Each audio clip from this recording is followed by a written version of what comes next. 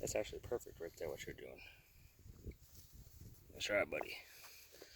Usually what we'll do is we'll kind of tap the cage at the bottom or stick a pencil and distract them. And that kind of gets their head turned down.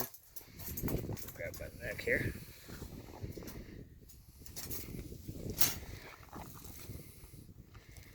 Alright. So this is your typical island fox here. He's really young and real skinny. Do a full workup here. If you want to come over here, you can feel him. You want to feel his ribs and his spine. And obviously his nappy hair. Because he's a little skinny, we're going to give him we have different classifications as far as body condition. So he's going to be a 2 to 3. We check for ectoparasites, which typically occur in the ears. So a lot of times they'll have ticks or fleas. You see that little dot right there.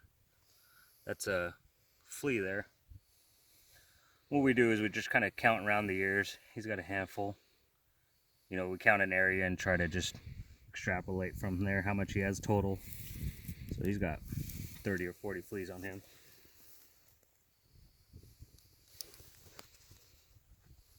Let's see here. We pit tag our foxes here, just like cats and dogs at home. That way we're able to identify, you know, who's been vaccinated. That guy has a pit tag. That number. Now, what are you vaccinating for? So, sorry, write this and then talk. Oh, sorry. Can't multitask. No, it's my fault. So what we vaccinate primarily is for rabies. We have a donor at a Santa Barbara zoo. He's a member there, and he's real fond of the foxes at the zoo, and he gives us rabies vaccine. So that's very generous of him. We also vaccinate for canine distemper. These particular foxes, this island hasn't been exposed to that, so they haven't developed much antibodies for it. So if we ever got canine distemper out here, it could be highly detrimental to the foxes. So, don't have to pit tag this guy, so we'll flip him over. And the one thing to do watch when we do this is urination, because they angrily like to urinate on us. And they do carry leptospirosis, so it's actually, it's funny, yeah, but if you get it in the face, it actually be in danger if it's ingested. Wow. So we check joints and legs, and just kind of give it a little pull, feel for any popping or cracking, and that kind of lets us know if we have any trap damage. A lot of times they'll bust a nail or scratch themselves up, but this guy looks pretty good.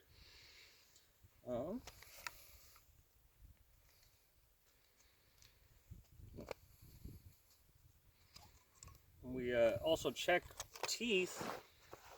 Let's sterilize this guy first. Actually, would you mind giving me a hand? And here's some cotton balls. We're going to take cotton balls and pour some alcohol on that and let that pipe bar down.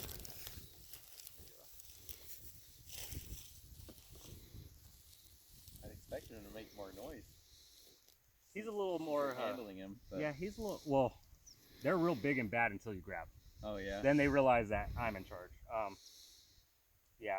When they're in the cage, they'll snarl and growl. You're welcome to come over here.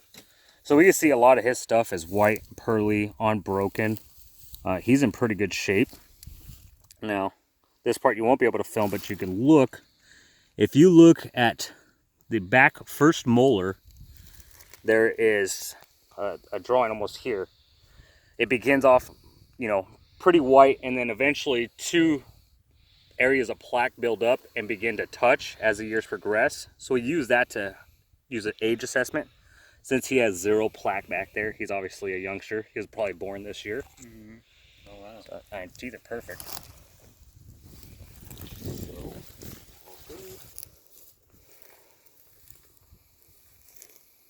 we're not going to do any vaccinations. I'm actually with a different crew. We overlap with the Fox crew. But if you got some real in-depth questions, one of the guys is on island today. I know. Jesse? Yeah. Yeah. Jesse. He's out and about this morning. Check sex the good old-fashioned way. Yeah. He's not shy about that. So that's a female. Then we'll look around the nipple area. if they start to develop pink fur around, that shows signs of previous lactation. Okay. Obviously, if that's swollen nipples that actually leak milk, then that's current lactation. Mm-hmm. With males, we don't worry whether their testes are distended or not. So she's a female, not active.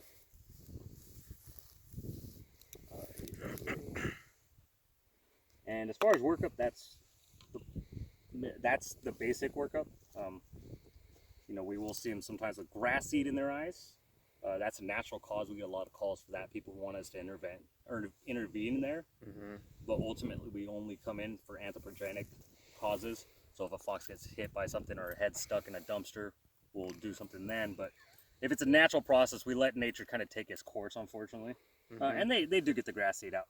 Yeah, because we've got them with the Can I touch your head? thorns. Absolutely. All right. We've had I always want to touch pear thorns in their faces and Cool. stuff like that Yeah. before too. They eventually work it out, and you know, we want to be as ethical as we can as far as only intervening if it's human caused. When releasing, always point them away from the road. They do this funny thing where they stop and remember your face and then run off. Yeah, I don't know why they do that. Yeah, it's to remember who you guys are. I'll get you, my pretty. Yeah, pretty.